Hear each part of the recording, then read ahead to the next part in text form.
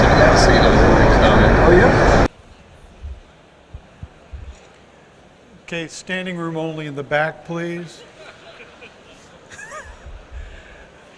So the rest of the people that aren't here don't know what they're missing. So you should feel privileged because I'm going to impart wisdom that you just can't get anywhere. So we're going to talk about the benefits of automatic air release valves on wet pipe fire sprinkler systems. But before I get into why we are where we are now, I want to go back to how we got here. In about 2000, there's a movement that started in the late 90s regarding MIC, microbiologically influenced corrosion. When I got into this business in 2008, every fitter on the planet knew what MIC was. MIC was causing leaks in fire sprinkler systems. And MIC is a real thing. Organisms produce conditions under which metal fails. They dissolve the metal. A lot of them produce acids. But MIC was a big thing. And it became a bigger thing when in 1999 NFPA 13 code required that people start paying attention to MIC. And the code language from 99 edition suggested that in areas where water supplies are known to have contributed to MIC, water supplies shall be tested.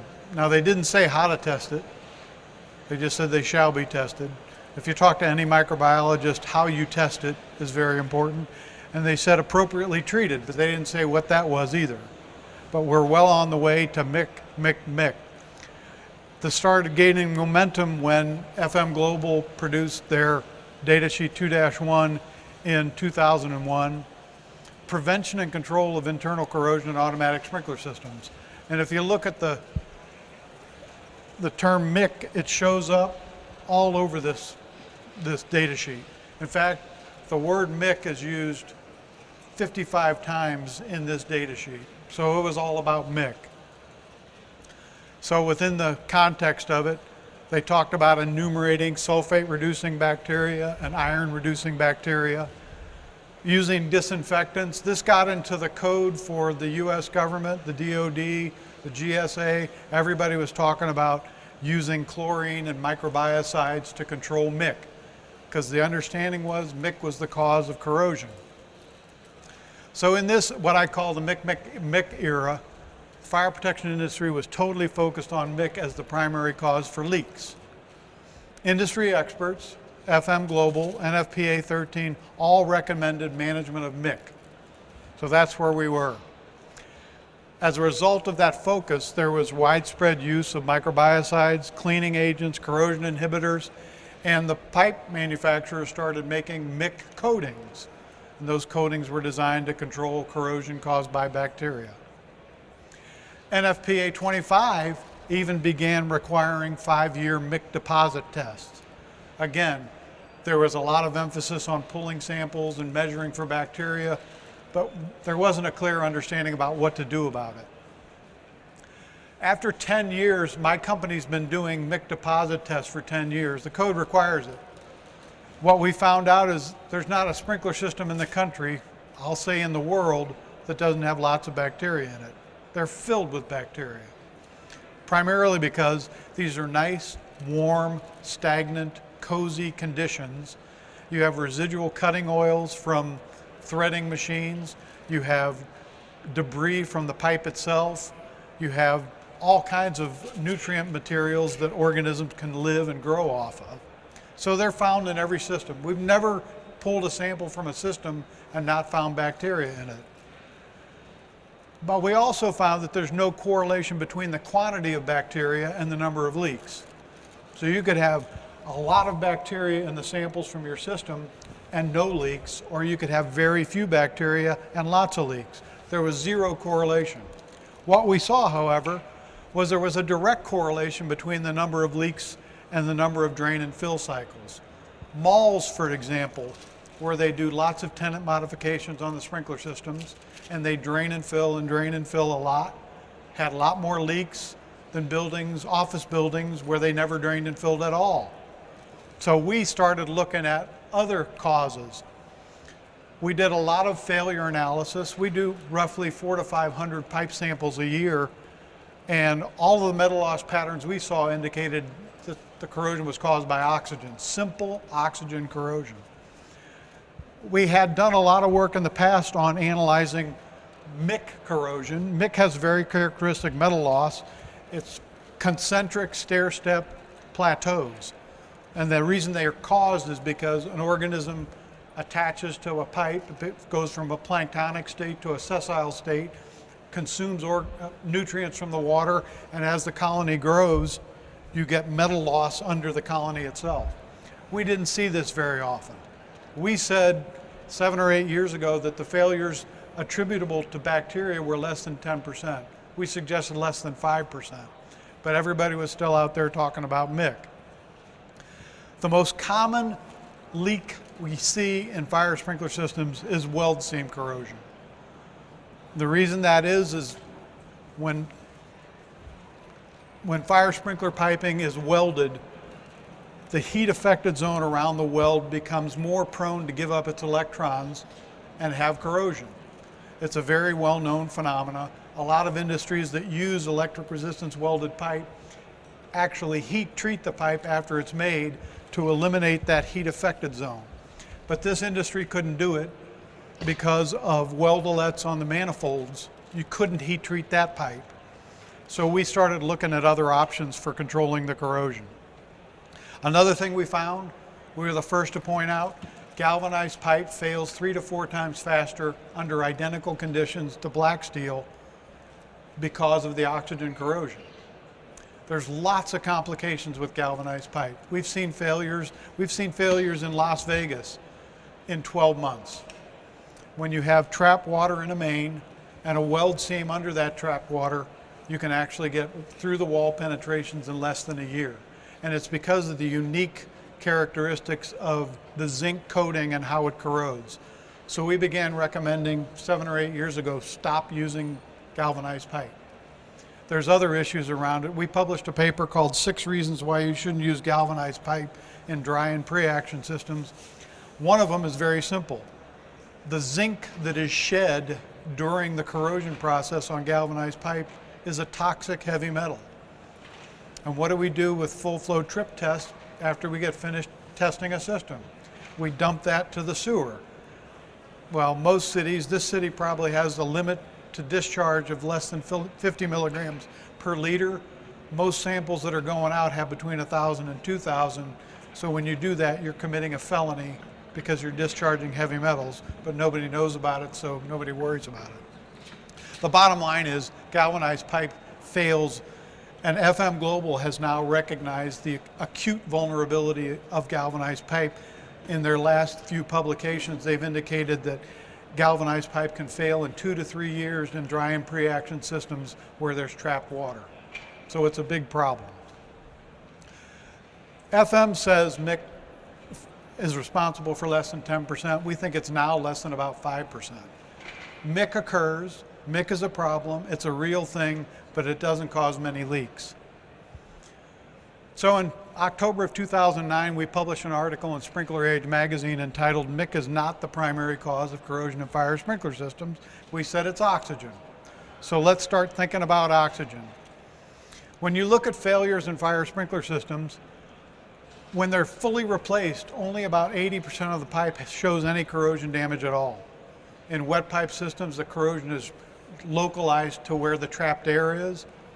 And in dry pipe systems, the corrosion is localized in the mains where there's trapped pools of water.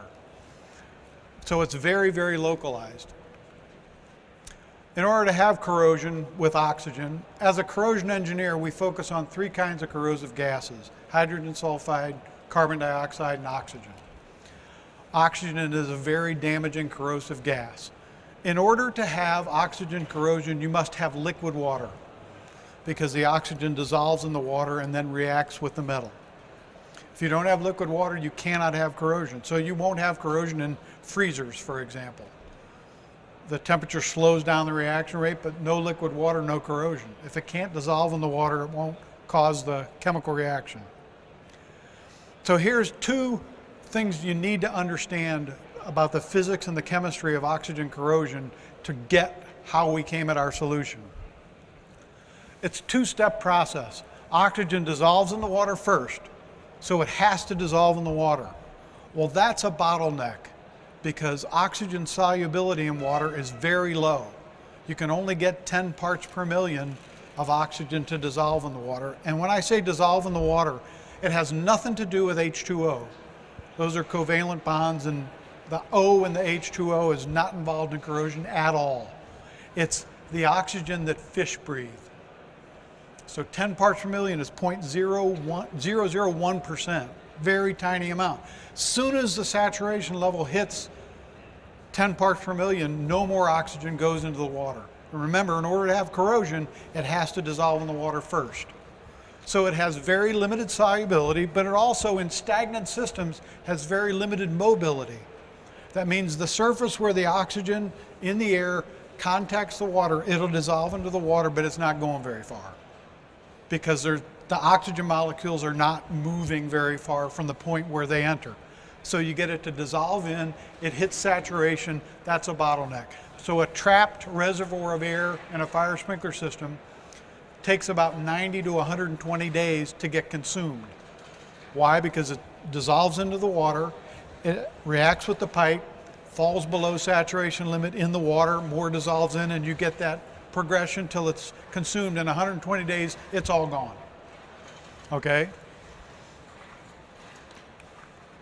So if we look at a typical gridded wet pipe system that's pitched in the center of a building, you have trapped air.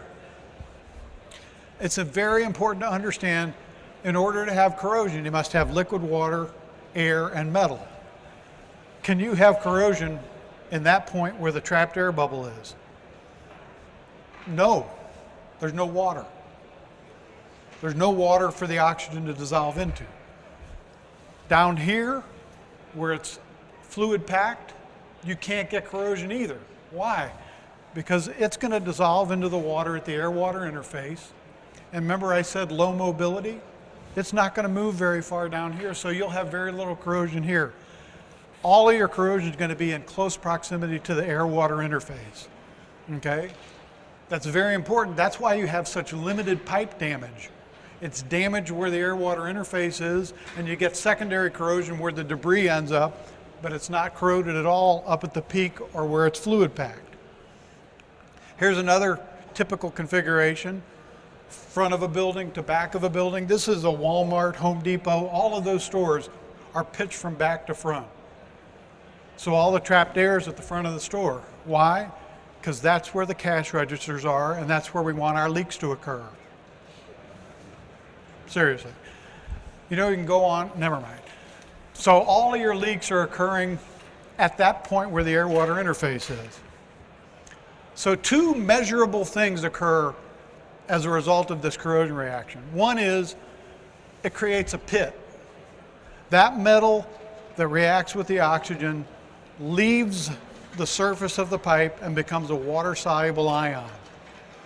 For a very short period of time, it's water-soluble, it reacts with the oxygen, and it forms iron oxide, which is the second component, sludge.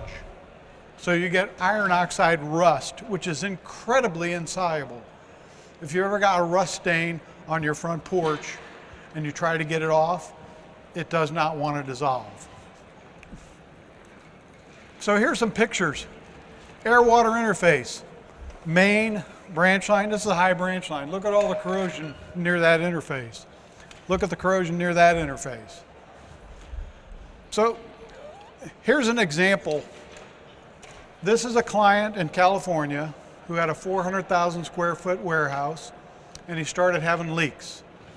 And this configuration, here's the main, here's the riser nipple, and this is the end of the branch line, and it's pitched up. So where's all the air going to be? Right in the end of that branch line. So when he started having leaks in the building next to this, he had enough leaks, he had enough adverse effect on his business operations. They actually stored energy drinks. The fire sprinkler contractor tore the whole system out and replaced it, 400,000 square feet. On this one, we said slow down. We're going to show you that the corrosion is very limited. It is not everywhere. Because if you go talk to people who have a warehouse and you say, where are all your leaks? You know what they say? Everywhere. Because in their mind it's occurring because it's driving them nuts. But the reality is, when you analyze it, it's occurring just where the air-water interface is.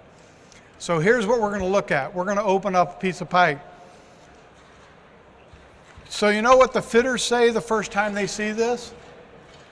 Mick, you got Mick. And the reality is, if I pull a sample of this and culture it, there are millions and millions of organisms in there. But the most common organism we find metabolizes iron oxide. They actually use iron oxide as a nutrient source, okay? So what we now know is that the bacteria are the result of oxygen corrosion, and they did not cause the corrosion. Does that make sense? It was misdiagnosed, and we went down the wrong road for a long time. So our solution was get rid of the oxygen. I'm going to show you a video. This is a high branch line right at the air-water interface. And just look at the tubercles. If you pop these tubercles off, you can see the air-water interface. There's going to be a pit underneath each of the tubercles. And when the pit gets deep enough, you're going to get a leak. And from my perspective and from the fire sprinkler contractor's perspective, they know with 100% confidence, when I get leak number 1, I am going to get leak number 2. Why? Because the process of repairing leak number 1, what do? Drain the system down, put a bunch of new oxygen in there, fill it back up. I've just recharged that corrosion mechanism, and it gets worse and worse over time, so that it accelerates. You actually see leak frequency increasing. So another example of how you only have corrosion localized at the air-water interface. In our video scoping, well, we can tell how far we are in from the entry point. So this is 37 feet in from the entry point going up toward the pitch. And you can see lots of corrosion. The next slide is 4 feet in where it's fluid packed, where there's no air-water interface. You have very little corrosion damage. So we do a lot of systems, we video, this is the pattern we see. You get corrosion at the air-water interface, but you don't get very much corrosion at all where there's all air or where there's all water. So everybody has seen, I guess this video isn't going to work, but it characterizes it. Why is this water so brown and nasty? It isn't Mick. That coloration you see is iron oxide that's been stripped off the pipe further up in the system at the air-water interface. See all these rust stains? I worked with a contractor with Western States Fire Protection in Texas, and we were having difficulty figuring out where the riser room was. And he said, it's easy. You just go in the parking lot and you look for the big rust stain. Why? Because the main drain dumps out onto the parking lot, and all of that rust is from your pipe being dissolved by oxygen up in the system. And it goes on long enough, you're going to end up having leaks. Once oxygen and trapped air was recognized as the root cause, venting became a good solution. And here's something critical you have to realize. People get all worked up about, I got to have a vent. NFPA 13 says I have to have a vent now. Where do I put it? In our opinion, it doesn't matter where you put it, but I wouldn't put it up high on one branch line because it's only going to vent the air from that one branch line. I'd rather have it on a riser nipple on a far main, because remember when they used to have inspectors test at the end of the zone? And as you were filling it up, you'd have an apprentice out there and he'd be told, go open that valve, and when you see water come out, close it. We vented a lot of air from these systems during the filling operation. As we evolved, we moved the inspector's test to the riser. None of that air gets vented anymore, so it's all stuck in the system. As a chemist, I'll tell you, this corrosion reaction is linear. That means if I vent 25% of the oxygen, the cumulative corrosion that occurs in that system will be reduced 25%. If I vent 50% of the oxygen, 50% of the corrosion will not occur. Why? Because that oxygen molecule isn't stuck in the system anymore. So put a vent on. It's the cheapest thing you can do to control corrosion. Now we take it a step further with nitrogen, but putting a vent on is the most simple, inexpensive means for reducing corrosion. Here's the language in NFPA 13 2016 edition. People fought this tooth and nail. For years, they didn't want to put a vent on. But they finally came around to the benefits of having air removed with an automatic air vent. Now you can put a 1/2-inch ball valve up there, but what is the likelihood that you're going to get somebody up on a lift to go open that ball valve every time you fill it? I'll tell you what the likelihood is, slim and none. So putting an automatic vent is a very inexpensive way to make sure that you're venting gas every time it fills. So in the latest update of the FM Global 2-1, they not only discussed the use of nitrogen, they also almost eliminated the discussion of MIC, but they included language regarding the root cause, water and oxygen. 2-118, remove trapped air from wet pipe systems, install an FM approved automatic air release or manual. Remove the air each time the system is drained and refilled. As a chemist, I'll tell you, I know with mathematical certainty every molecule of oxygen you trap in a wet pipe system will react with the pipe to completion and be consumed within 90 to 120 days. And you will remove a fixed amount of metal from the pipe. So get some out. So here we're back to our trapped air spot. So remember I told you this graphically doesn't depict it. These air-water interfaces can be 20 feet long. Why? Because if you have a mild pitch, it can be 20 feet long. But that's where all the corrosion is. So here's something else very practical. If I vent some of that air while I'm filling this pipe, what's going to happen to that air-water interface? So I put a vent on a far main, and I've vented 50% of the air that would have otherwise been trapped. What's going to happen to that air-water interface? It's going to move. Where's it going? It's going up. Why? Because I have less air trapped. But what do I know about this metal up here? It's not corroded like this metal, nor is it's not corroded down here either. So the cool thing from a physical chemical standpoint, if I vent 50% of the air, I'm moving my interface to new pipe.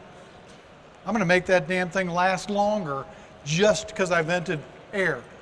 So don't get all worked up about putting a vent high on the branch line. Just put a vent on a riser nipple where you can get 50 to 60 to 70% of the air out, because it'll happen. And then you move the air-water interface, then a piece of pipe that would otherwise have failed is going to be working on new pipe. Does that make sense? So the benefits are very, very significant of just putting a vent on, any kind of vent. So the vent we came up with is a really simple mechanical vent. I'm a simple guy, I like simple solutions. This is a redundant float valve. The components of it has a bushing, a ball valve, a union. Then we have a Y strainer to protect the orifice in the first float. Here comes the gas. It goes from the discharge of the first float to the inlet of the second float. Mechanically very simple. That redundant mechanical system is not going to leak. Why? Because it would have to fail in a lot of different aspects. We have a Y strainer to protect that orifice. So on this you see a high visibility gauge. That gauge is in the line between the first float and the second float. If the first float is functioning, the gauge will read 0 because it cannot see the system pressure. That float has stopped the water from coming out, and you have 0. If the first float fails, you'll see the pressure of the system on the gauge between the two floats. We've sold thousands of these, and they don't leak. They don't have to be plumbed to drain. Number 2 there, no requirement to plumb to drain. They're the lightest vents in the industry. Here's one I brought with me. So you don't need a hanger. They have the lowest clear height, so you can get them into tight places much easier than the older vents that were out there. You can see this from the floor. So if this needle goes from 0 into the yellow, you know that the first float has been breached and the second float is holding the pressure. The assembly is FM approved for use on all wet pipe fire sprinkler systems. A comparison of the others that are out in the industry, as I said earlier, it's patented. We include the ball valve so it's easy to just get it and put it in. Low clear height, redundancy. We think that's special because it virtually eliminates the risk of a leak. There's no requirement to plumb to drain, no hanger required. You can see it from the floor. Simple connection, one mechanical T to put the valve in place. So a summary, remember, reduction in the total amount of corrosion is directly proportional to the amount of air you vent. So I don't care if you vent 30% of the air. You're going to move that air-water interface and you're going to reduce the amount of corrosion that takes place in the system by 30%. Our vent is approved. It works automatically, guaranteed not to leak, no hanger. The last thing I put on here is allows for future use with nitrogen inerting. So some might ask, what the hell is nitrogen inerting? So in a wet pipe system, corrosion occurs wherever you trap oxygen. Air contains 21% oxygen. The best way to completely control corrosion is to remove oxygen from the system completely. So about 9 years ago, we worked with an engineer from Hughes and Associates and designed a system that removed all the oxygen from the piping before we filled it with water. We did 3 purges of the system with nitrogen to take it from 21% oxygen to basically 0. Once we saw that the discharge gas was nitrogen completely, we filled the system up with water. It's a process that takes about 2 hours per zone. Once you've inerted the gas and converted it from air with oxygen to nitrogen, any trapped gas in the pipe is inert. You're not going to have any corrosion. We modified this air vent with a couple of fittings for sampling and for preventing the nitrogen from getting out. And it's a very simple conversion process. So with clients that want to stop corrosion, the first least expensive move is to put a vent on. The second iteration in that whole design is to get all the oxygen out, then you have no corrosion. We have systems that were greatly damaged. We did inerting on them. The corrosion stops. It doesn't, even with really damaged pipe, it doesn't have leaks anymore. Yes, sir. You can do it with any source of nitrogen. We use cylinders initially on the initial test, but we are doing installations now. We just did a mall that had 8 riser rooms, 53 zones, 1.6 million square feet, Schedule 7 branch lines. So you can imagine they had 66 leaks in the campus on that one building the year before we inerted it. They were a very astute property owner. They said, we believe nitrogen inerting will work. We put a generator in and we ran a 1 1/4 inch rolled groove black steel delivery line with a quick connect manifold in each of the 8 riser rooms. So they had access to nitrogen anytime they needed it. They did 75 modifications, tenant modifications per year. So they needed instant access. We inerted it about 18 months ago with no pipe replacement, and they've had 3 leaks in the 18 months, and all the leaks were associated with areas where they did some modifications. So inerting is profoundly successful, and it points to and validates the concept that oxygen is the root cause of corrosion in these systems, and if you get rid of the oxygen, you're going to eliminate all of your issues associated with corrosion. But venting, putting an automatic vent on, is the first, simplest, least expensive route to pursue. Why would you need to modify the vent if you added nitrogen later? Is it gas to gas? The purging process that we use involves pressurizing the system 3 times to 30 psi with nitrogen. So we put a pressure relief valve on it that won't let the nitrogen come out, nor will it let oxygen go back in when we're doing this purging. So all we do is add a sample port and a pressure relief valve. Because it means I don't have to go up and mess with the vent. Because when you fill the system up with water, as soon as you go, is it 40 PSI or it's a 40 PSI pressure relief valve. So as soon as you start filling the system with water, as soon as you pass 40 PSI, it starts chattering and letting the nitrogen out. But then anywhere it gets trapped, you have inert pockets of gas and you don't have any corrosion anymore. The other bizarre thing is, one of the first times we drained one of these systems after 18 months, there was a group, it was at Boeing's satellite manufacturing facility in El Segundo, California. And they used to drain all their systems. They had outside risers. They drained them onto the parking lot in the back. So they drained the system after 18 months under nitrogen. The water was crystal clear. Looked like the day it went in. And people were standing around going, because everybody who's ever drained a fire sprinkler system knows the mess that comes out of most of them. Anyway, thank you for your time. If you got any questions, call ECS or go to our website. Thank you again. Nice job.